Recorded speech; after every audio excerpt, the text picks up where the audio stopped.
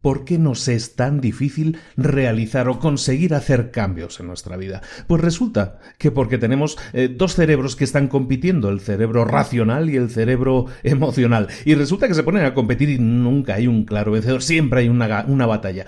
¿Qué pasaría si pudieras controlar ambos cerebros, ambos sentimientos, ambas sensaciones, el racional y el emocional? ¿Qué pasaría si fueras capaz de controlarlos y entonces conseguir todas las metas que te propusieras? Pues de eso es de lo que vamos a hablar hoy en el libro que se llama Switch, en el idioma original en inglés. Es un libro del año 2010 de Chip y Dan Heath, que ya hemos visto anteriormente libros de ellos, y este libro en español lo han titulado Cambia el chip. Entonces prepárate para cambiar tu propio chip, prepárate para conseguir resultados, prepárate para que esa lucha entre el cerebro racional y el cerebro emocional cese de una vez y consigas tus resultados hoy, aquí, en Libros para Emprendedores. Sin más, ¡comenzamos!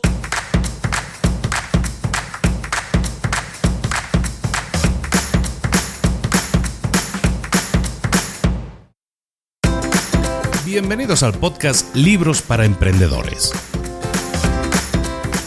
Para alcanzar el éxito en cualquier negocio que quieras emprender, debes formarte, debes estudiar, aprender para emprender. Y para ello, no hay nada mejor que un libro. En el podcast Libros para Emprendedores te ayudamos de tres maneras. Primero, seleccionando los mejores libros del mercado para ayudarte a emprender, a mejorar en tu emprendimiento. Segundo, te ofrecemos gratis un resumen de los puntos más valiosos explicados en cada libro. Y tercero, te damos finalmente pasos a seguir para poner en práctica todas esas lecciones aprendidas y así poder acortar tu camino hacia el éxito. Ya sea marketing, ventas, liderazgo, emprendimientos, mentalización, vamos a analizar lo mejor de los mejores libros del mercado y te lo vamos a dar todo bien masticadito y listo para ser aplicado. Soy Luis Ramos, empresario y emprendedor, y voy a acompañarte, si me lo permites, en este camino. Sin más, comenzamos.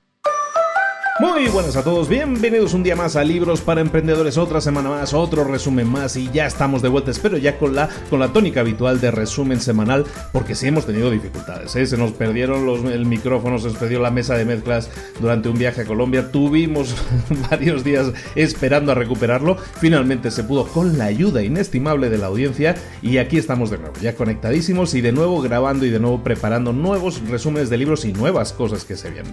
Este podcast está patrocinado por el Instituto de Emprendedores. El Instituto de Emprendedores es una plataforma en línea que ahora mismo está a un super precio de $10 al mes y que te trae todo lo que tú necesitas, todas las herramientas, todos los tutoriales, todos los cursos que tú puedas necesitar, todos los contenidos que necesitas para llevar a cabo, para arrancar ese emprendimiento, para conseguir por fin esa libertad financiera que tanto quieres. Como te digo, Instituto de Emprendedores está ahora mismo a $10 y te aconsejaría mucho que te des una vuelta porque no solo tienes contenidos, sino los contenidos son importantes, evidentemente, pero lo que tú necesitas también es el acompañamiento, que alguien te solucione las dudas, los problemas que pueden aparecer, porque los problemas de cada uno son diferentes para cada uno. Pues para eso también me tienes a mí todas las semanas en el Instituto de Emprendedores haciendo coaching grupal, atendiendo a todas las preguntas, dudas, bloqueos que puedas tener para que así puedas arrancar por fin ese negocio, ese emprendimiento, o si ya lo tienes, para que puedas multiplicar sus resultados. Institutodeemprendedores.org, Institutodeemprendedores.org, es ahí donde tienes todo esto y mucho más. Y como te decíamos, el Instituto de Emprendedores es el patrocinador de este podcast de Libros para Emprendedores. Ahora sí, vamos a comenzar con un nuevo resumen. Como decíamos en la introducción, este libro se ha editado en el año 2010, escrito por los señores hermanos Chip y Dan Heath. Ambos son profesores de universidad, uno de Stanford, otro de Duke, son súper mega exitosos, muy conocidos. Ya hemos revisado un libro de ellos antes, era aquel libro que se llamaba Made to Stick, que se llama en español Ideas que Pegan, lo habíamos visto, que era un tema sobre todo de marketing, y hoy vamos a ver su segundo libro. Ya tienen 4 libros en el mercado, uno lo acaban de editar apenas. Y este segundo libro, que se llama así, Cambia el chip, en español, su título original inglés es Switch, de alguna manera cambia, tiene que ver con con las problemáticas que muchos tenemos precisamente para realizar cambios en nuestra vida, porque muchas veces nos proponemos cambios, incluso ahora quise tratar este libro porque se acercan ahora Navidades, se acerca esa época en la que uno intenta proponer cosas para el siguiente año y muchas veces no las cumplimos. ¿Por qué es tan difícil? Bueno, pues vamos a hablar un poco de eso. Decíamos en la introducción que básicamente estos dos señores detectan que dentro de nosotros hay un conflicto eterno, y ese conflicto es por un lado lo emocional, lo instintivo, y luego por otro lo racional, lo reflexivo. Mientras que el lado emocional quiere o piensa en términos de dolor y placer, el racional siempre piensa de otra manera, ¿no? Delibera, analiza, intenta ver más allá hacia el futuro. Entonces, ese conflicto siempre está latente. Mientras uno quiere tener el lado racional, a lo mejor dice, no, yo quiero tener un cuerpo esbelto y marcado y escultural. El otro, la parte emocional, a lo mejor lo que quiere es comerse un pastel, ¿no? Porque le gusta mucho, ¿no? Entonces, ese conflicto que siempre tenemos dentro, eso hace que muchas veces no tomemos las decisiones adecuadas o simplemente nos cueste mucho tomar decisiones. En el libro dicen que el lado emocional lo identifican con un elefante, y es un símil que vamos a mantener durante todo el resumen. El lado emocional es un elefante, las emociones son el elefante, y el racional es el jinete que maneja ese elefante. El jinete está subido a ese elefante y maneja con las riendas, intenta controlar al elefante, que es el lado de las emociones. El control del jinete siempre es complicado, siempre es difícil. ¿Por qué? Porque es muy pequeño comparado con el elefante. El elefante tiene mucha más energía, es mucho más grande, es mucho más difícil de controlar. El lado racional, que es el jinete, por lo tanto, siempre va a estar batallando por ese control, que siempre va a ser un tanto precario. Y aparte, ¿por qué se diferencian? Por muchas razones, ¿no? Pero una es que, por ejemplo, el elefante, el lado emocional, siempre busca la gratificación inmediata. Y hablábamos que la fortaleza del lado racional es que intenta pensar, analizar las cosas y ver siempre un poco más a largo plazo. El elefante busca satisfacción inmediata. El jinete del elefante, el lado racional, siempre va a buscar intentar analizar y ver más a largo plazo qué podemos hacer para conseguir más cosas a largo plazo. Es más planificador. Entonces el elefante tiene fortalezas enormes, eso está claro. Es un bicho muy grande que tiene mucha energía y muchas capacidades de hacer cosas. Y el jinete tiene, por lo tanto, en ese sentido, una debilidad muy seria comparativamente con el elefante. ¿De acuerdo? El primero, el territorio en el que se mueve siempre es el de las emociones. El amor, la compasión, la simpatía, la lealtad, el instinto de protección a los hijos, todo eso son emociones, ¿no? Emociones primarias. Y el elefante se mueve en esas emociones primarias. El elefante es el lado emocional. Y el lado racional necesita darle vueltas a las cosas, tiende a analizar, a pensar excesivamente las cosas, se queda más atrapado en esa parte de pensar que en la parte de hacer, mientras que el elefante es, como decimos, es el impulsivo, ¿no? Es el que quiere hacer sin pensar, ¿de acuerdo? Entonces, como decíamos, hay un equilibrio muy complicado, muy difícil. Entonces, en el contexto de una empresa, en el contexto de una gestión, ya vamos a estar pensando en elefantes y jinetes, pero dentro de lo que a nosotros nos interesa, que es un tema de emprendimiento, de empresa, en el contexto de una gestión de una empresa, si queremos que las cosas cambien, si nosotros queremos generar cambios, tenemos que apelar tanto al jinete como al elefante. Tenemos que utilizar la inteligencia del jinete, la reflexión del jinete, con la determinación y con la energía del elefante. No podemos generar cambios si no tenemos un análisis previo, pero también si no tenemos la energía suficiente para empujar a ese cambio. ¿De acuerdo? El primero siempre va a aportar planificación, el jinete. El segundo va a aportar siempre la energía. Si nosotros en nuestra empresa intentamos generar un cambio, ya sea a nivel gerencial, ya sea que yo soy el dueño de la empresa y quiero generar un cambio, si solo me pongo en conexión con los jinetes de mi empresa, ¿qué va a pasar? Que sí, que todos me van a comprender, pero no va a haber motivación. De la misma forma, si yo me pongo en contacto con los elefantes, pero no con los jinetes, ¿qué vamos a tener? Mucha pasión, pero totalmente descontrolada. Por lo tanto, está claro que necesitamos, siempre que busquemos tomar una decisión, vamos a necesitar un equilibrio entre ambos casos. ¿Por qué? Porque si tiramos para un lado o tiramos para otro, puede haber muchos problemas, se pueden generar errores en la ejecución y ese cambio que nosotros busquemos puede no conseguirse. Entonces este libro se divide fundamentalmente en tres partes. En la primera parte nos vamos a analizar cómo dirigir al jinete. En la segunda parte vamos a ver cómo motivar al elefante. Y en la tercera parte vamos a ver algo fundamental, que es cómo podemos facilitarle el camino a ambos, cómo podemos allanar ese camino. ¿De acuerdo? Entonces vamos con la primera parte de este libro, con la primera parte del resumen. Digamos, una vez hemos planteado la temática, lo que buscamos ahora es alinear ambas fuerzas, porque las dos son fuerzas que necesitamos, son equilibrio que nosotros necesitamos manejar. La primera parte sería, necesitamos dirigir al jinete. Necesitamos dirigir al jinete. Y recordemos, el jinete es esa persona analítica que va a estar analizando, que va a estar viendo a futuro, y esa persona necesita dirección, ¿de acuerdo? Mientras que el elefante, como vamos a ver después, va a necesitar motivación. El jinete necesita dirección. ¿Qué es exactamente darle dirección a un jinete? ¿Qué es exactamente darle dirección dentro de nuestra estructura de empresa, a esa persona que se va a encargar de dirigir la operación? Pues dirigir al jinete pasa por varios puntos. El primero es describirle claramente lo que se llaman los movimientos críticos. De lo que se trata aquí básicamente es que, bueno, en general, y esto es para todo el mundo y todo el mundo lo puede entender, todos nosotros siempre nos sentimos más cómodos, más tranquilos, más relajados, más seguros, tenemos más certeza cada vez que a la hora de escoger tenemos menos opciones. Mucha gente dice, no, es que yo quiero tener mis opciones abiertas, ¿no? Esa frase que se dice normalmente. Pero la verdad es que es difícil. Si tú llegas a una tienda de dulces, a una tienda de donas, a una panadería, ¿qué pasa? Que si te encuentras 100 variedades de sabores diferentes, te va a ser muy difícil tomar una decisión. En cambio, si entras en una tienda y solo tienes 2 opciones posibles, la blanca o la negra, pues va a ser muy fácil que tomes una decisión. O tiras por la blanca o tiras por la negra. ¿De acuerdo? Esa es la situación normal de cualquier persona. Los jinetes son exactamente igual, nuestra parte analítica es exactamente igual, necesitamos dárselo más fácil, no podemos darle 1000 opciones porque entonces podemos llegar a lo que se llama parálisis por demasiado análisis, ¿no? En inglés le llaman análisis parálisis, ¿no? Pues exactamente es eso, si tenemos demasiadas cosas que analizar, nos podemos quedar paralizados. Por lo tanto, si yo quiero darle dirección a mi jinete, si yo quiero darle dirección a mi gente, lo que necesito es eliminar la cantidad de opciones posibles, la mayor cantidad de opciones posibles. Definirle claramente qué acción o acciones, pero una o dos, vayan a generar los resultados. ¿En qué acción se tienen que enfocar?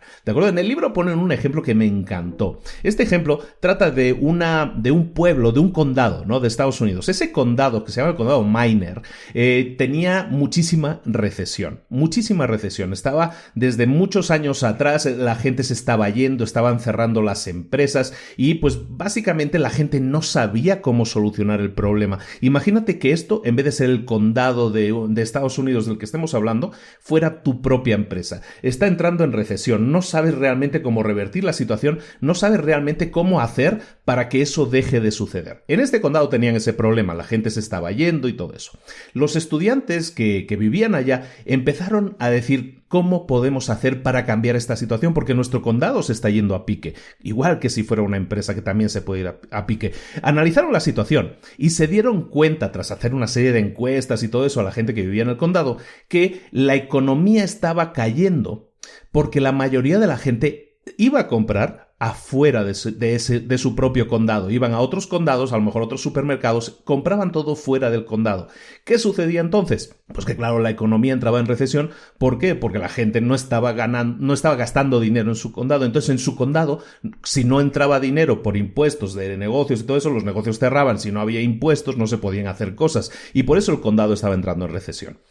Estos chicos, que hicieron un análisis súper completo, en vez de darles 1000 opciones a la gente, se presentaron delante del ayuntamiento. Imagínate esas reuniones del ayuntamiento, que todos ahí discutiendo y hablando cosas. Se presentan los estudiantes delante de estas personas, de todo su condado, y les dicen, mira, la situación es grave, la economía está en recesión, pero hemos descubierto una cosa.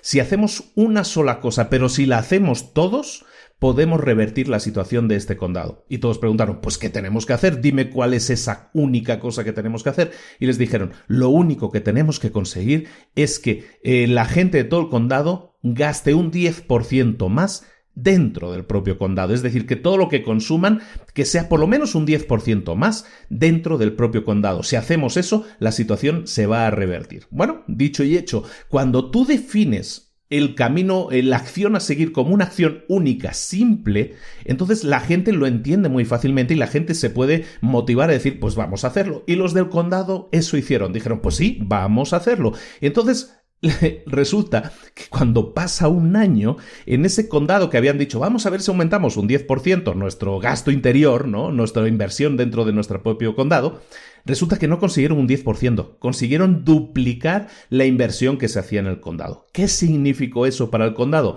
Pues significó más recaudación de impuestos. ¿Y qué pasó con esos impuestos? Que entonces sí se pudieron poner en marcha los programas necesarios para aumentar el crecimiento de ese condado, para atraer inversión externa, para invitar a empresas a que entren a ese condado a construir, a desarrollarse profesionalmente. ¿Y qué pasó? Que el condado, simplemente con un único cambio, enfocándose en las menores decisiones posibles, solo en una, vamos a hacer esto, pero vamos a hacerlo todos, consiguieron esos grandes resultados. Entonces, moraleja de esta historia que a mí me gustó mucho porque es muy explicativa, es muy fácil de entender y efectivamente ese es el mensaje, ¿no? Cuando nosotros tenemos un problema muy grande en nuestras empresas, un problema sumamente importante, eso siempre lo vemos como que requiere una solución muy grande, ¿no? Entonces, si no, yo tengo un problema muy grande, voy a tener que hacer un cambio súper grande, ¿no?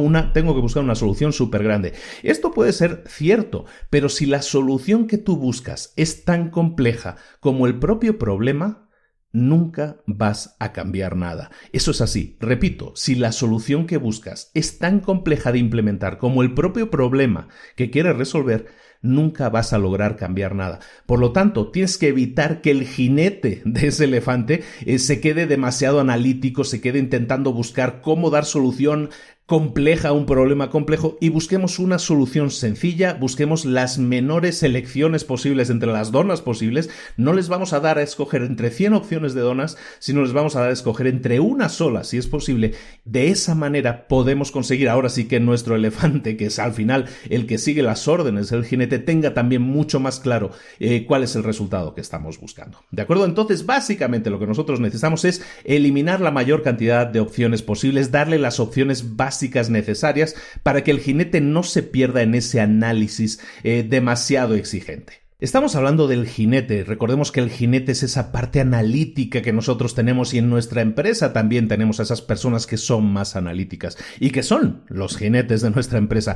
El siguiente punto que tenemos que hacer para tener claro la dirección que le vamos a dar a nuestros jinetes es, el segundo punto lo llaman apuntar al destino. ¿Y de qué estamos hablando aquí? Cuando decimos apuntar al destino, vamos a hablar de este tema. Es interesante también. Nuestro primer instinto como seres humanos, cuando nos enfrentamos a situaciones de cambio, es siempre ofrecer datos, analizar datos. Nuestra parte analítica, nuestra parte de jinete, siempre quiere que estemos alimentando con datos, con gráficos que nos demuestren que las decisiones que vamos a tomar están apoyadas racionalmente en lo que nosotros estamos analizando. Y claro, es lo que decíamos, ¿no? Eso nos puede llevar a un bloqueo por excesivo análisis. ¿Por qué? Porque a un jinete, si hay una cosa que le guste, es analizar, debatir, ver qué va a pasar, analizar, hacer proyecciones de a futuro y todo eso, ¿no? Esa fase de análisis es súper gratificante para un jinete. Entonces, claro, eso hace que, como está muy cómodo en esa situación, le va a costar mucho poner en práctica lo que nosotros estamos buscando, que es el cambio. Entonces, para evitar esto, decimos que el jinete tiene que apuntar al destino. Con esto, ¿con qué nos estamos refiriendo? Nos estamos refiriendo a lo siguiente. Cuando nosotros apuntamos o definimos un destino atractivo, tenemos clara la meta, definimos claramente la meta, el jinete entonces va a utilizar sus fortalezas, que las tiene y son muchas, va a utilizar sus fortalezas para definir, para averiguar cómo llegar hasta allí. Las imágenes del destino, las imágenes de la meta, cuando nosotros hablamos en este caso en una empresa de esto, de que estamos hablando de la visión de la empresa, ¿no? Porque está claro que en una empresa tiene que haber ese soñador, esa persona que tiene la visión, normalmente el director, el CEO, ¿no?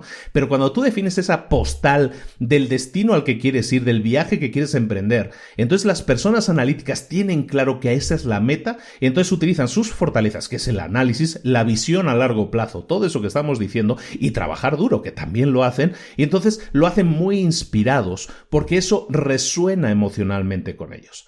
Por ejemplo, ¿de qué me estoy refiriendo? Cuando tú defines a nivel personal, por ejemplo, quiero cambiar de hábitos, quiero llevar una vida sana. Cuando tú dices quiero llevar una vida sana, esa es una meta muy confusa. O sea, no estás definiendo nada concreto, no estás definiendo algo atractivo, sino simplemente una meta muy genérica. Cuando tú defines metas demasiado genéricas, eso queda ambiguo a la gente. Entonces, esa persona que es ese jinete que tiene que recibir ese mensaje, también lo ve con ambigüedad. Y entonces no sabe racionalizarlo. Entonces lo que tenemos que hacer es crear esa imagen atractiva, apuntar al destino, que la gente entienda que esto que están haciendo es sumar, sumar y sumar, dar pasos para llegar a ese destino que tiene que estar claramente definido. No puede ser ambiguo, no puede ser etéreo, tiene que ser algo muy centrado, muy claro y algo que motive a la gente a trabajar en ese camino. Y ahora que ya tenemos clara la dirección en la que vamos a ir, que estamos ya dirigiendo a nuestro jinete, la segunda parte del libro nos habla de cómo motivar al elefante. Lo primero que tenemos que hacer para motivar a nuestro elefante es esa parte emocional que todos nosotros tenemos y que también muchas veces nos impide tomar decisiones equilibradas.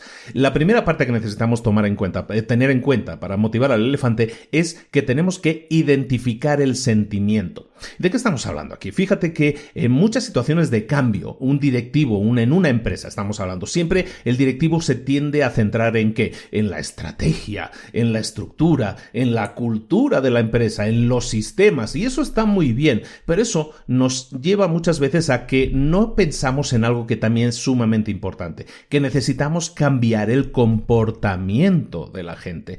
Ese cambio de comportamiento se consigue solo y exclusivamente utilizando los sentimientos. Cuando tú estás esforzándote en generar cambios y quieres que tengan éxito, y esto se establece en el libro a través de un montón de análisis de un montón de empresas, si tú quieres que tu empresa tenga éxito, todas las empresas que han tenido éxito siempre encuentran la manera de ayudar a los demás a ver los problemas o soluciones no solo desde el punto de vista racional, sino también desde el punto de vista emocional. Es decir, el cambio funciona cuando tú como líder eres capaz de hablarle tanto al jinete como al elefante. Si le hablas al jinete en su idioma y al elefante en su idioma, entonces vas a alinear ambas fuerzas y entonces es cuando vas a poder conseguir resultados. Una opinión que está muy extendida siempre es que cuando tú quieres generar un cambio en una empresa, tienes que seguir este orden. Primero analizar, luego pensar y luego cambiar, ¿no? Y eso en un entorno normal en que todos los parámetros se conocen, sí funciona, ¿eh? No estamos diciendo que no funcione. Analizar, luego pensar y luego cambiar. Perfecto, pero cuando los cambios que nosotros queremos generar son cambios muy grandes o cambios realmente de los que no tenemos todos los parámetros, es decir, no tenemos la seguridad al 100% de lo que va a pasar, pero sabemos que tenemos que generar ese cambio, entonces hay incertidumbre, hay incerteza. La gente entonces no está preparada para el cambio. El elefante en esta ocasión le va a costar mucho moverse. En el ejemplo que ponen en el libro te dicen, a ver, si una persona no está segura de casarse con su pareja, es muy difícil que la vayas a convencer si le empiezas a hablar de las ventajas fiscales o de los impuestos que se podría ahorrar. Si la persona no está segura de casarse, los sentimientos son los prioritarios, la emoción es prioritaria.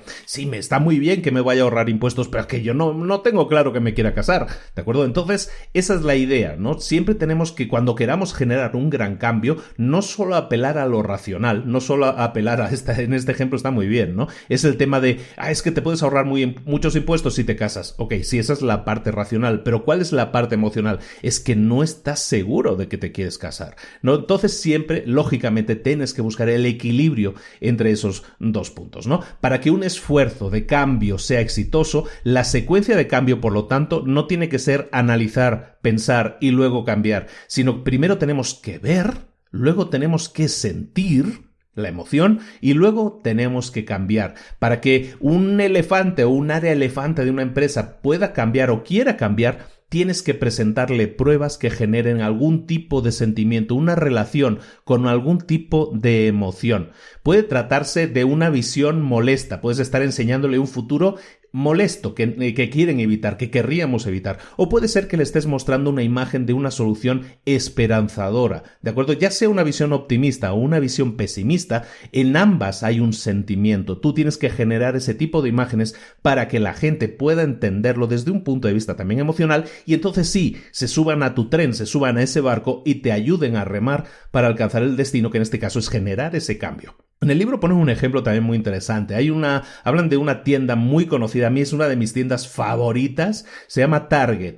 Target es una tienda, una cadena de tiendas de Estados Unidos muy grande, como un gran supermercado que hay un poco de todo, ¿no? Hay ropa, hay electrodomésticos, hay decoración, hay juguetes, hay electrónica, es un poco de todo y tiene muy buenos precios, ¿no? Pues en el ejemplo del libro que hablan de este tema, hablan de Target precisamente y hablan de la directora de diseño de la cadena. Esa directora de diseño de la cadena se basó en la filosofía que estamos comentando aquí, de ver primero, sentir la emoción después y entonces generar el cambio, ver, sentir y cambiar. Y entonces el caso, en este caso que están comentando aquí en el libro, en la tienda Target tienen un área de ropa muy grande, entonces esta directora de diseño quería hacer cambios en el tipo de oferta que se estaba promoviendo. Y básicamente lo que detectaba es que en la tienda no se estaban vendiendo como siempre, habían bajado mucho las ventas de las ropas de colores súper vivos, súper alegres, ¿no? Y entonces, claro, le preocupó porque eso estaba haciendo que estaban bajando las ventas en general. Entonces, ¿qué pasaba aquí?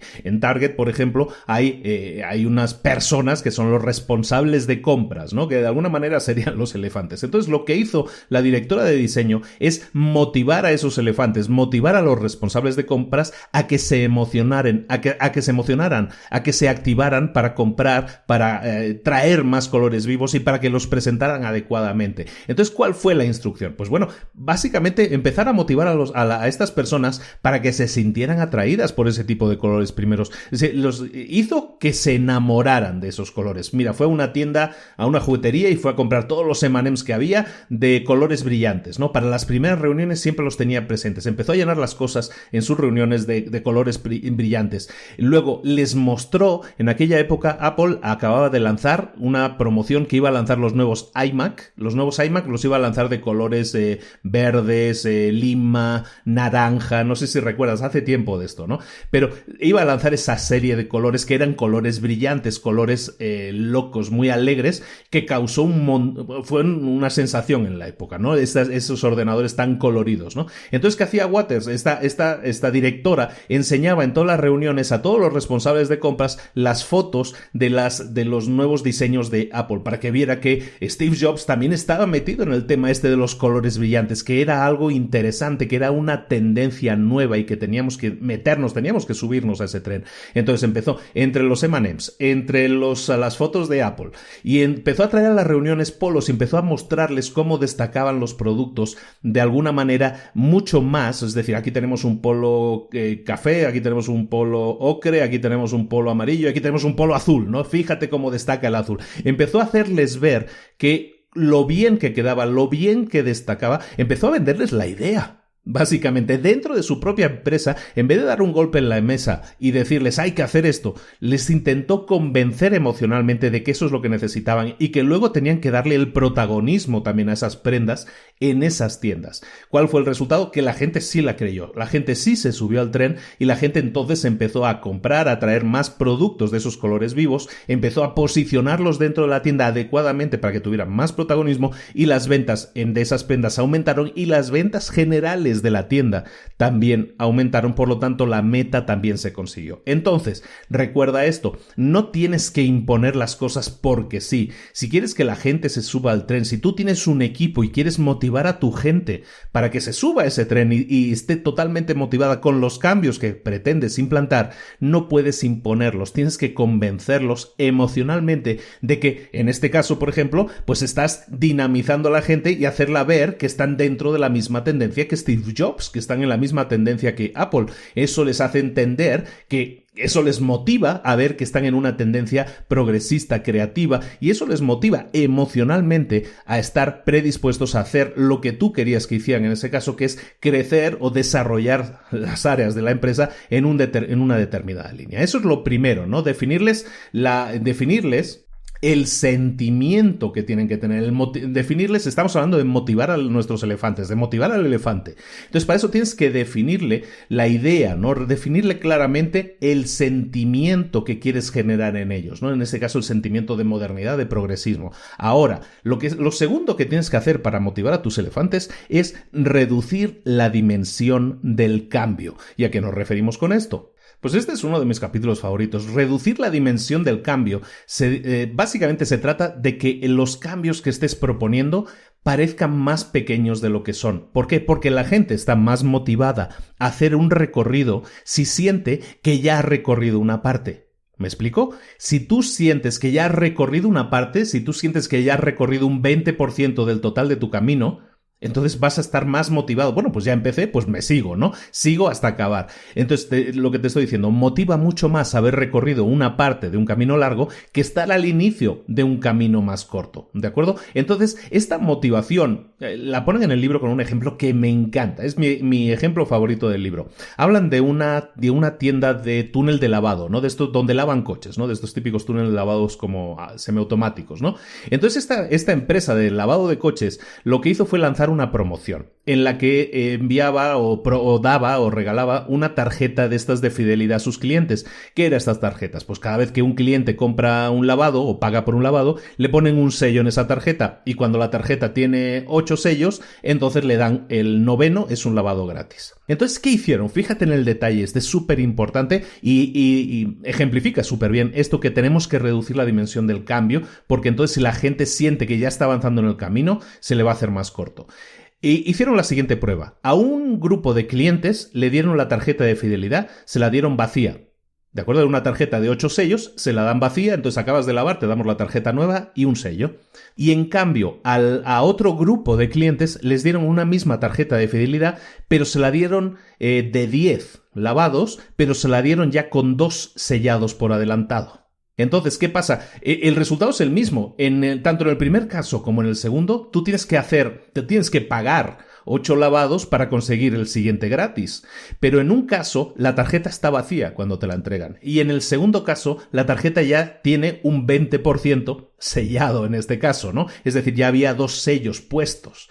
¿Qué conseguimos con esto? Pues en el caso de esta tienda de lavado, ojo al detalle.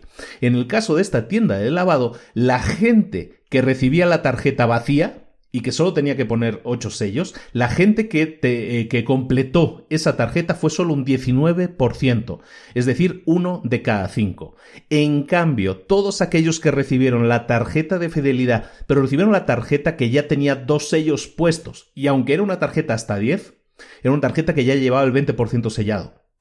Si de una consiguieron el 20%, ¿sabes cuánto consiguieron de esta?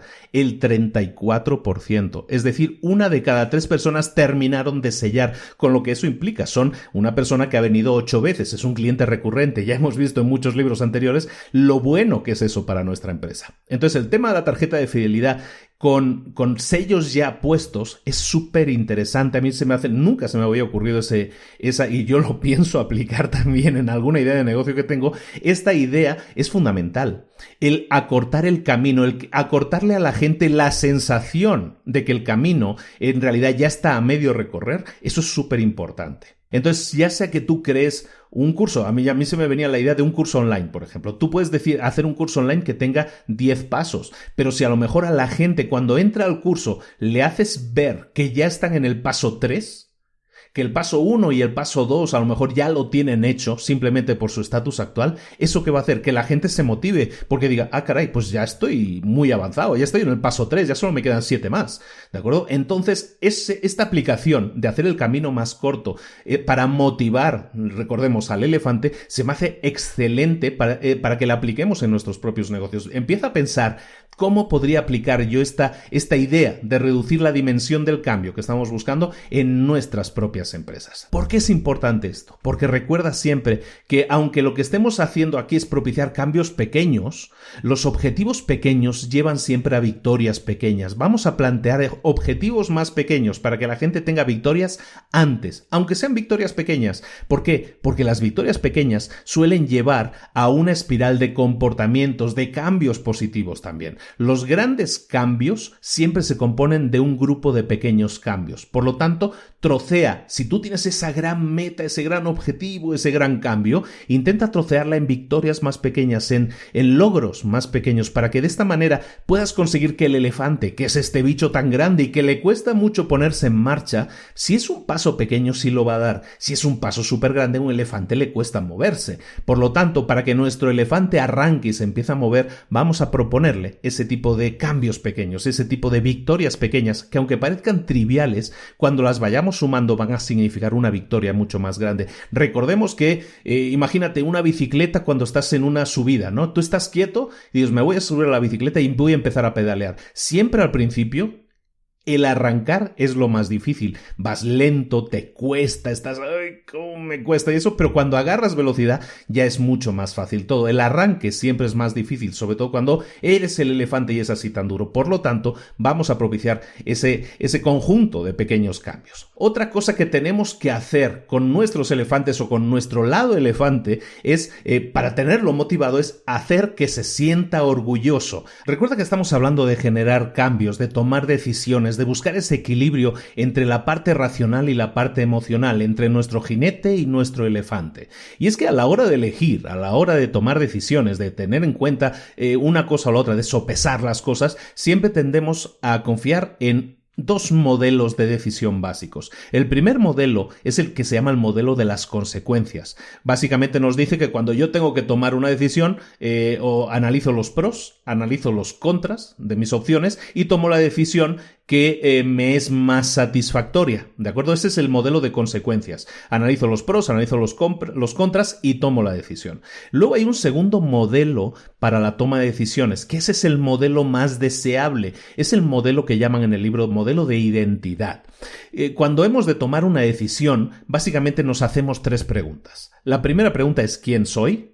La segunda pregunta es ¿de qué tipo de situación se trata lo que estoy analizando? ¿Qué tipo de situación se trata? Y la tercera pregunta es ¿qué haría alguien como yo en esa situación? Repito las preguntas. En el modelo de identidad, en la toma de decisiones, primero te preguntas ¿quién soy?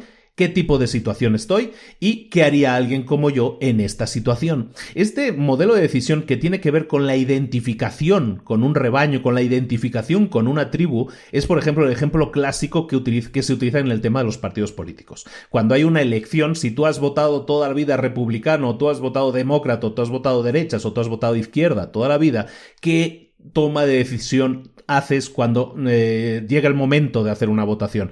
Pues tú piensas, a ver, ¿quién soy? Pues yo soy demócrata o soy republicano. Entonces, ¿quién soy? ¿Y qué tipo de situación se trata? Es una elección. ¿Qué haría alguien como yo en esta situación? Pues como yo soy demócrata, ¿qué haría un demócrata? Pues votar a Bill Clinton o votar a quien sea, ¿de acuerdo? Entonces, esa es la idea, ¿no? Cuando tomas el modelo de identidad para tomar la decisión, básicamente te tienes que sentir identificado con algo, te tienes que sentir alineado con ese algo, te tienes que pertenecer a esa tribu para entonces sentirte satisfecho con esa decisión. Bueno, estos son los dos modelos de toma de decisiones. El modelo de consecuencias, los pros y contras. El modelo de identidad, el sentido de pertenencia a una tribu. Muy bien, entonces, ¿por qué es fundamental, decía yo antes, que utilicemos el modelo de identidad para la toma de decisiones o que hagamos que la gente que está bajo nuestra tutela, la gente que trabaja con nosotros, también tome las decisiones basadas en el modelo de identidad?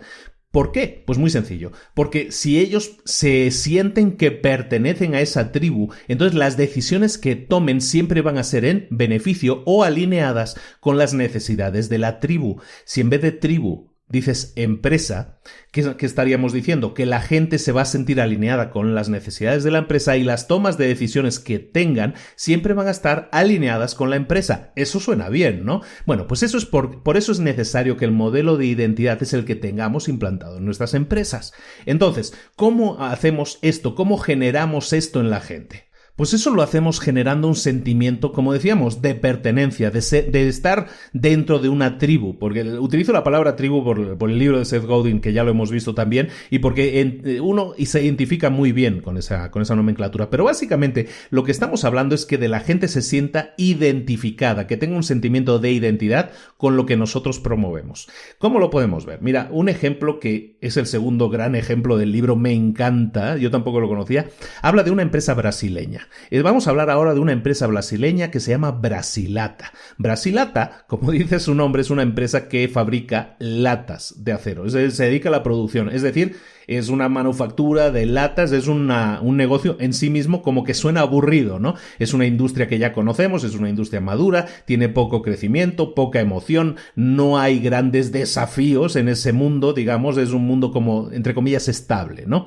¿Qué hizo Brasilata? Brasilata lo que hizo fue desafiar el estereotipo de empresa aburrida, de empresa anclada en el pasado que estamos comentando. Y lo que hizo fue generarse la fama de ser la empresa más innovadora de toda América Latina. Una empresa fabricante de latas, ¿eh? ¿Cómo lo consiguió? ¿Qué es lo que hizo? Y esto tiene que ver con todo lo que estamos hablando de generar la identidad. Pues lo que hizo este fabricante de latas que llegó a ser tan innovador lo que hizo fue basarse en los ejemplos de las empresas japonesas, como Honda y Toyota. El modelo Toyota es un modelo que se ha hablado hasta la saciedad de todo ello. Creo que tenemos que hacer algún libro al respecto. Es muy interesante para que lo veamos bien a fondo. Pero, ¿de qué se trata? En Toyota, por ejemplo, en Honda, los empleados de primera línea pueden hacerse cargo de su propio trabajo. ¿A qué me refiero con eso? Pues que, por ejemplo, si en Toyota un empleado cualquiera localiza un defecto, tiene la potestad para parar toda la línea de montaje. Si localiza un defecto que realmente está ahí, tiene la potestad de parar toda la línea de montaje. No tiene que ir a su superior y el otro pedir o hacerlo por escrito. No, tiene la potestad de apretar el botón rojo en ese momento. Esto, ¿por qué? Porque Toyota y Honda tienen como filosofía de la empresa el que los empleados estén generando continuamente ideas innovadoras. Entonces, ¿qué hace Brasilata? Pues Brasilata dice, yo quiero aplicar lo mismo para mi empresa aburrida de fabricación de latas. Y entonces lo que hace es crear una nueva identidad. Una nueva identidad con la que sus empleados se sientan identificados y con la que sus empleados dejen de ser simplemente empleados pasivos, llamémoslo así, y vamos a tener empleados activos. Lo que hace Brasilata es generar un nuevo nombre para sus empleados. Sus empleados dejan de ser empleados y pasan a ser inventores. Cuando un empleado nuevo se incorpora a la empresa Brasilata, se le pide que firme un contrato adicional a su contrato de trabajo, firma un segundo contrato que es un contrato de innovación. Se le pide, se le anime que esté atento a cualquier innovación, a cualquier idea potencial que se le ocurra para mejorar los productos, para mejorar los procesos de producción, para reducir los costes del sistema de cualquier forma. Todos los procedimientos de la empresa están diseñados para promover esa cultura, para promover esa identidad. Es decir, no es un papelito que firmas y ya está, no. Toda la cultura de la empresa está orientada a potenciar que el empleado analice y proactivamente proponga cosas que puedan mejorar la empresa. Generan esa identidad. El empleado le gusta la idea, le gusta ser llamado inventor, y estamos hablando de que un empleado de Brasilata no era un empleado raro que lo fueron a contratar a una universidad súper de inventores, para nada. Eran empleados normales, pero se sintieron identificados con esa idea, se sintieron tenidos en cuenta con esa idea de los inventores. ¿Qué sucede? Bueno, pues que 10 años después, Brasilata resulta que tiene empleados que generan de media. Cada empleado, ojo a esto, genera de media 145 ideas de inventor, que llaman. Entonces, cada inventor, cada empleado genera 145 ideas que pueden servir para reducir los costes de la empresa, para mejorar los procesos de producción, para mejorar los propios productos. Es decir, cada empleado, imagínate 1000 empleados, que tengan 1000 empleados, pues tendrías casi 150.000 ideas que tus propios empleados que conocen tu empresa, que se preocupan por su mejora, te están proponiendo. Imagínate el campo de oportunidades que eso puede generar a tu empresa. Imagínate la gente motivada que tienes cuando una de sus ideas se ponga en funcionamiento, cuando una de sus ideas sea tomada en cuenta y eso haga no solo que la empresa mejore, sino que toda la situación de la empresa y de sus empleados, inventores, también mejore. Entonces el ejemplo de Brasilata se me hace espectacular y es el ejemplo de que se puede cambiar la identidad, lo que estamos hablando, la toma de decisiones de los empleados pasa a basarse en la identidad. Recordemos las preguntas. La primera pregunta es: yo me tengo que preguntar ¿quién soy? Pues soy un inventor en esta empresa. ¿De qué tipos de situaciones se trata? Que es la segunda pregunta. Pues en este caso, de cómo puedo hacer para mejorar los resultados económicos o para reducir la complejidad de este proceso. ¿Qué puedo hacer? Y entonces, ¿qué haría alguien como yo en esa situación? Pues un inventor, alguien que proactivamente ayuda a la empresa, lo que haría sería proponer una solución, proponer una alternativa.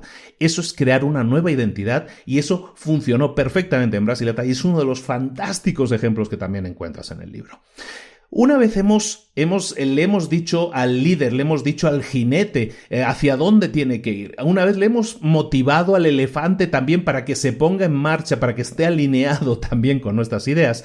Nos falta la tercera parte. En este caso, la tercera parte del libro la llaman allanar el camino. Y allanar el camino, como dice el propio título, pues se basa en eso, ¿no? En facilitar las cosas a la gente, ¿no? Facilitar el viaje. Estamos hablando de un jinete que está guiando al elefante. Le hemos dado al jinete la dirección clara, hacia dónde tenemos que ir, esa meta, ¿no? Y luego hemos aumentado la motivación del elefante y la determinación de seguir adelante. Entonces, ya tenemos un equipo. Aún así, el camino puede ser difícil. Lo que nosotros podemos hacer, y está en nuestra mano también tomar la decisión de hacerlo, es facilitar el viaje, darles un empujón, ayudarles un poquito a que el camino sea más fácil, que haya menos fricciones, poner más señales, hacerlo más en cuesta abajo, que no sea cuesta arriba, ese tipo de cosas. ¿Cómo podemos visualizar esto de una forma clara y efectiva viéndolo con ejemplos de empresas? Pues mira, por ejemplo, en un supermercado, los dueños del supermercado quieren que pases la mayor cantidad de tiempo posible en el supermercado. ¿Por qué? Porque saben que cuanto más tiempo estés en el supermercado, ¿qué va a pasar? ¿Qué vas a consumir más? ¿Qué vas a comprar más? Entonces, ¿qué hacen? Pues ponen los productos de primerísima necesidad, los productos que más se venden. ¿Dónde los ponen? Al fondo, lo más lejos de la puerta posible. ¿Por qué? Porque para llegar a esos productos de primera necesidad vas a tener que atravesar toda una serie de productos que a lo mejor no tenías pensado, pero como estás pasando por allí, pues resulta que te los vas a comprar. También, otro ejemplo, en los supermercados, ¿por qué te están dando pruebas de pruebe esta galletita, pruebe este queso, pruebe el choricito, pruebe no sé qué? ¿Por qué? Porque eso motiva a que se te abra el hambre, o que digas, lo voy a probar, y eso me motiva a comprar algo más. Porque está demostrado que cuando tú pruebas algo, cuando tú aceptas una probadita de algo ahí en el supermercado, tú en el supermercado vas a estar más tiempo, punto uno, y segundo, tienes, no sé, llamarlo un sentimiento de deuda, si lo quieres llamar así, pero tienes un sentimiento de decir, voy a comprar algo más. Está demostrado que siempre que pones probaditas, gente que te pone a probar cosas en el supermercado, tú vendes más. Incluso no tiene por qué ser que vendes más de ese producto, que sí se vende más del producto que estés probando, sino que se vende más de cualquier otro producto. Es decir, la gente que va cuando tú estás probando cosas va a comprar más. El ejemplo que yo he puesto ya en más de una ocasión, y que yo soy esclavo de esa tienda, se llama Costco. Costco es una tienda muy grande en la que se venden cosas. En España el equivalente sería una tienda Macro, por ejemplo, en la que tú vas a comprar y pues hay cosas en paquetes más grandes, ¿no? ¿Qué pasa en Costco? Cada vez que vas a Costco hay cosas muy chulas, y sobre todo lo que hay es probadas, ¿no? Voy con las niñas y vamos a probar, ¿no? Ya sabemos dónde están las señoritas y vamos a probar. Yo siempre digo que yo voy a Costco para comprarme una cosa que cueste 200 pesos, pero no sé qué pasa en Costco, que siempre que salgo mi compra no baja de 800. Siempre. Eso es automático. Y todas las gentes con las que he hablado les pasa igual. No, pues vamos a Costco a dar una vuelta y sales con 1,000 pesos gastados de compra siempre, ¿no? Entonces, eso funciona, el tema de las probaditas funciona, el tema de poner las cosas de primera necesidad al fondo funciona, todo eso funciona, y ese es solo un ejemplo. Estamos hablando de modificar el entorno, de facilitarle, en este caso al cliente, eliminar la fricción para que la gente compre más. Por ejemplo, en un banco, en los cajeros automáticos. ¿Qué pasaba antes en los cajeros automáticos? Que la gente se dejaba olvidar las tarjetas siempre. ¿Por qué? Porque tú sacabas el dinero, ponías el código, todo eso. ¿Y qué pasa? Cuando sacabas el dinero te ponías a cortar los billetes y ya te ibas. Y entonces la gente dejaba las tarjetas siempre. ¿Eso qué pasaba? Que la gente tuviera que regresar, que la gente llamara al servicio de atención al cliente. En definitiva, problemas. ¿Qué hizo el banco? Modificó su sistema, allanó el camino, modificó el entorno para que esa persona lo tuviera más fácil. En este caso, ¿qué hicieron? Que siempre retires tu tarjeta antes. Bueno, no lo hacen todos todavía, deberían hacerlo todos, pero la mayoría lo hacen. Retiras la tarjeta antes de sacar el dinero. De esa manera, el proceso, simplemente cambiando el orden, consigues eliminar en ese caso fricciones para que el cliente lo tenga más fácil. Otro ejemplo, por ejemplo, Amazon, tienda que conocemos hoy, de la que hablamos continuamente. Amazon también se encarga de facilitar el camino, en este caso a sus clientes. Tú cuando entras en Amazon, aparte de comprarlo, aparte de añadirlo a tu lista de deseos, tienes un botón que es comprar con un solo clic. ¿Y para qué te sirve eso? Precisamente para eso, para allanarle el camino al cliente, para que la labor de comprar algo no tenga que ser hago clic aquí en comprar, me voy al cesto de la compra, de ahí me voy a pagar, de ahí me voy a escoger tarjeta, de ahí me voy a escoger la dirección, de ahí me voy a escoger el tipo de envío, de ahí le voy a dar el botón pagar y entonces ya lo hice y son 6 o 7 clics. Amazon integra un botón por el cual si tú ya estás dado de alta en el sistema, lo único que haces es comprar con un clic. Entonces, ¿me gusta esta cosa? Comprar con un clic. Ya no paso por los otros 7 clics posteriores, sino que en un solo clic, Amazon, en este caso, el proveedor, me allana el camino para que yo lo tenga mucho más fácil. ¿De acuerdo? Entonces, modificar el entorno, allanarle el camino a la gente, en este caso a los clientes, en estos ejemplos, esto es básico para que, en este caso, tengamos más ingresos. Este enfoque es necesario para que nuestra empresa genere más ingresos. Esta filosofía, de alguna manera, ayuda también a nuestros empleados. Si nosotros podemos facilitarle la vida a nuestros empleados, hacer que un empleado aplique... En el libro hablan de un ejemplo, me vino a la memoria, hablan de un ejemplo de una empresa en la que tenían un proceso que tenía que ver con las horas que había trabajado cada empleado cada mes, era algo así. Entonces, cada vez que un empleado trabajaba o presentaba las horas mensuales, lo hacía por papel. Y eso era muy lento, era muy cansado, porque había que perseguir a la gente que no presentaban el papel y todo eso. ¿Y qué hicieron? Compraron un software que hicieron un tutorial por internet, tenías un tutorial, lo veías, aprendías cómo funcionaba, y entonces ahí rellenabas y era mucho más fácil, mucho más rápido, y entonces la cosa funcionaba mucho mejor. ¿Qué pasaba? Que la gente le costaba, no se sentía motivada. Entonces, ¿qué hicieron en la empresa? Empezaron a averiguar qué es lo que pasaba. ¿Por qué no el 100% de los empleados lo está haciendo? ¿Por qué no funciona esto? ¿Por qué no podemos acabar de implantar el sistema? Y resulta que el problema, en este caso, era el tutorial. El tutorial que explicaba cómo funcionaba la herramienta era muy malo, era muy pesado, era muy aburrido. ¿Qué hicieron entonces en la empresa? Dijeron, vamos a probar a quitar el tutorial y que la gente entre directamente. Le vamos a allanar el camino, le vamos a quitar esa piedra en el camino que les molesta y a ver qué pasa. Lo hacen y ¿qué pasó? 100% de los empleados hicieron el reporte y lo hicieron todo por la nueva herramienta, consiguiendo el objetivo que se planteaban. Es decir, analiza las problemáticas, mira dónde están esos cuellos de botella, dónde están los problemas y elimínalos. Quítalos del camino, allana el camino para que tanto tus empleados en este caso como tus clientes, en el caso que hemos estado viendo antes de Amazon, de las tarjetas de crédito, de las tiendas de supermercados, en todos esos casos buscas allanar el camino de la gente para que su experiencia sea mejor y más fluida. La segunda herramienta que nos puede permitir allanar el camino es algo que también te va a sonar muy conocido y es algo que hemos comentado ya habitualmente en el programa, la herramienta es crear hábitos. ¿Qué es un hábito? Es algo que incorporas a tu vida para que hagas las cosas sin pensar. Eso favorece mucho en la toma de decisiones, allana mucho el camino. Es mucho más fácil que la gente, si incorpora un hábito en su vida, lo lleve a cabo con éxito, con continuidad, porque eso es precisamente un hábito. ¿De acuerdo? Entonces, el hecho de crear hábitos favorece que consigamos, que allanemos el camino para que nuestra toma de decisiones, para que nuestros resultados sean mejores. Y recuerda, cuando un cambio sea difícil de adoptar, tenemos que preparar el camino, tenemos que allanarlo de forma concreta y específica. No puede ser que si tú quieres hacer más ejercicio, decidas que vas a crear el hábito de ir al gimnasio. Si tu problema es tengo que hacer más ejercicio, el resultado, la meta, el hábito que tienes que crear no puede ser ir al gimnasio, porque en realidad es lo mismo. Hacer ejercicio o ir al gimnasio es lo mismo,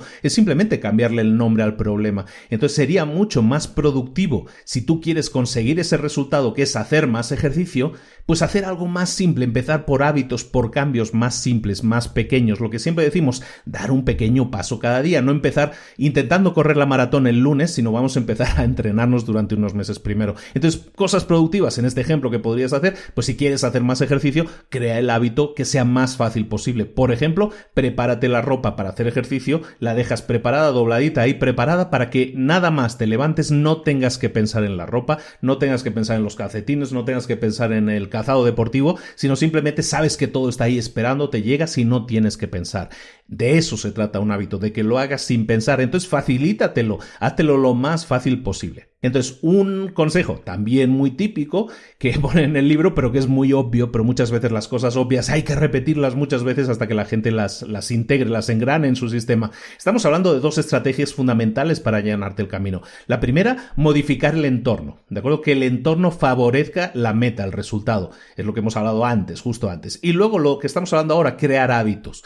Para esas 2 cosas hay una herramienta que combina perfectamente las 2 tareas que estamos diciendo, modificar el entorno y crear hábitos. Y eso se llama lista de tareas. Si tú empiezas a llevar una lista de tareas, vas a ver que los resultados te acompañan. Creo que es un ejemplo que ya he puesto antes, no sé si en alguna charla en vivo o si no en algún podcast anterior.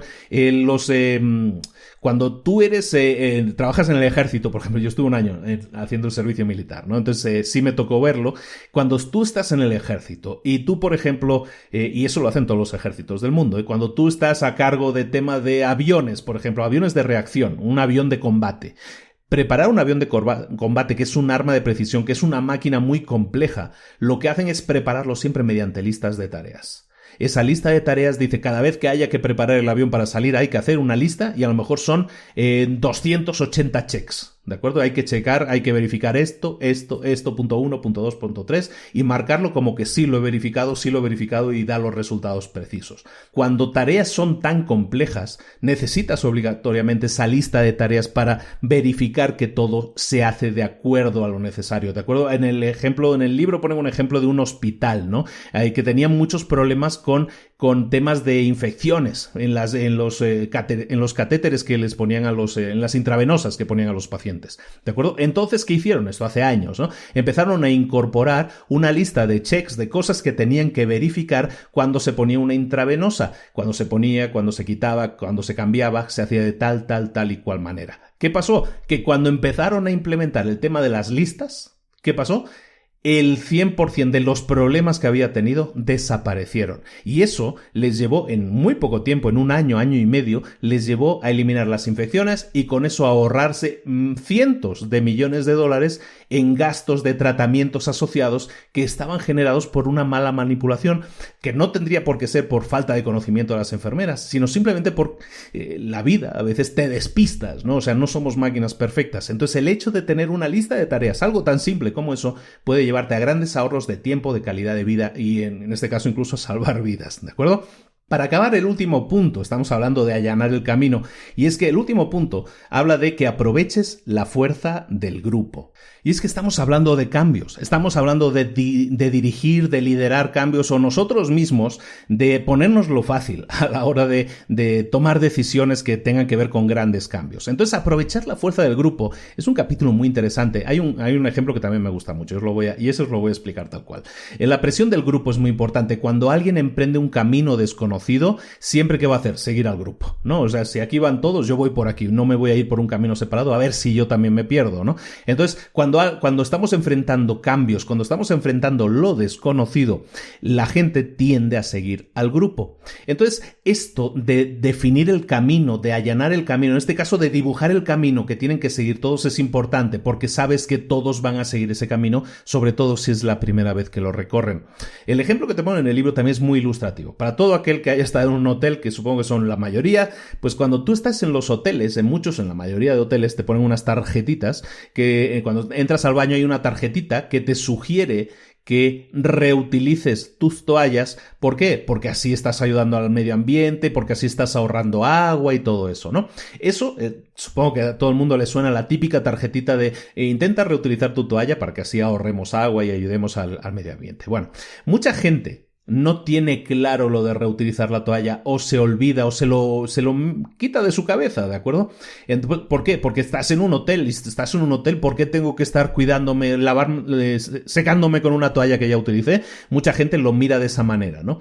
Entonces lo que hicieron en un hotel, en el ejemplo del libro te ponen un hotel en el que cambiaron el texto de la tarjetita, y en vez de decir, oye, estás ayudando al planeta, estás ahorrando agua y todo eso, que nadie lo tenía en cuenta, muy poca gente lo tenía en cuenta, lo que hizo fue poner una tarjetita que decía: la mayoría de los huéspedes de este hotel reutilizan sus toallas al menos una vez durante su estancia. La mayoría de los huéspedes reutilizan sus toallas al menos una vez durante su estancia. Pusieron esta tarjetita y ¿sabes lo que pasó?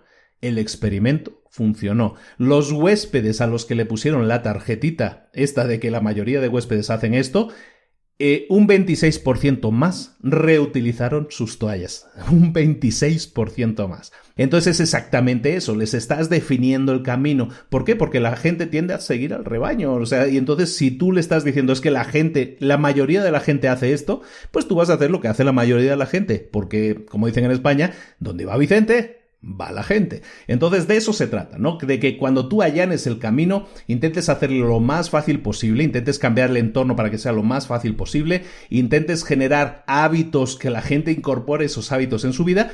Y si puedes aprovechar la fuerza del grupo, es decir, definirles un camino porque sabes que todo el grupo sigue ese camino, eso te va a ayudar mucho más a tomar mejores decisiones y a que los resultados de las tomas de decisiones que tomen tus empleados o tus clientes estén alineados con las metas que tú te estás planteando. Entonces, muy bien, pues este es el resumen del libro que hemos visto hoy, que es Cambia el Chip. Como ves, es un libro muy fácil de entender, es muy fácil de aplicar, tiene un montón de ejemplos, te lo aconsejo mucho. Realmente ya sabes que en las notas del programa siempre ponemos el enlace al libro, o bueno, no sé si lo ponemos siempre, pero lo tendríamos que poner siempre. Yo creo que sí lo vamos a poner. El enlace al libro para que te lo puedas descargar, para que lo puedas comprar si te interesa.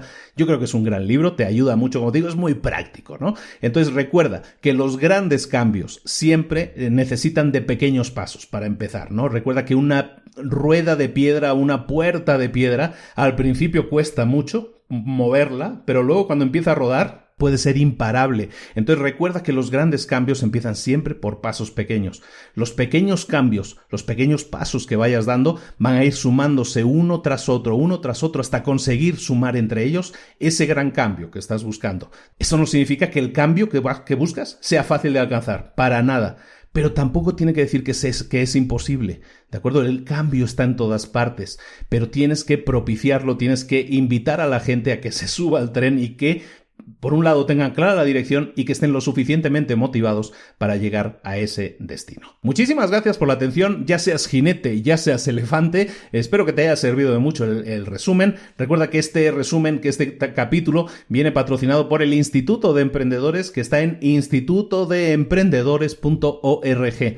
Te invito a que vayas ahí porque ya somos muchos cientos de personas los que estamos componiendo ese grupo. Todas las semanas hay un montón de participación, un grupo súper activo, la gente súper ayudadora entre ellas. Entonces te aconsejo mucho que lo hagas porque ahora tenemos un precio súper especial de solo $10 al mes. Y yo creo que vale mucho la pena. Incorpórate, únete al Instituto de Emprendedores.org y sé parte de esta gran comunidad de cientos de emprendedores que ya están arrancando nuevas ideas de negocio, que están recibiendo sesiones de coaching semanal conmigo directamente, un montón de cosas que yo creo que están destinadas a que la gente tenga éxito y yo creo que la gente está muy contenta. Hasta ahora el feedback es buenísimo y como te digo, estamos ahora mismo en este momento que se graba en diciembre del 2017, estamos llegando a los 500 miembros.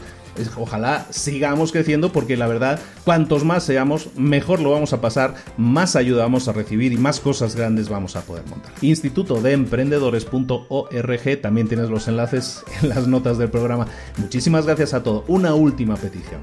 Si te ha gustado el programa, si quisieras que revisáramos algún libro, si quisieras que más gente descubra este podcast y lo escuche y aprenda y se motive y utilice las herramientas que estamos compartiendo aquí, por favor, vete a iTunes, si tienes este iPhone o cualquier aparato, si tienes el iTunes instalado en el ordenador, vete a iTunes por favor y vótanos, déjanos 5 estrellas en iTunes, déjanos saber con algún comentario qué te ha parecido, qué te está pareciendo el programa, cómo lo sientes, qué cosas pondrías, quitarías, qué libros te gustaría que revisáramos. Todo eso nos ayuda y sobre todo hace que más gente nos descubra, que más gente descubra que existimos y que más gente se beneficie de todo esto. Entonces te lo pido por favor, vete a iTunes y déjanos, si pueden ser 5 estrellas mejor, pero si no lo que tú consideres necesario.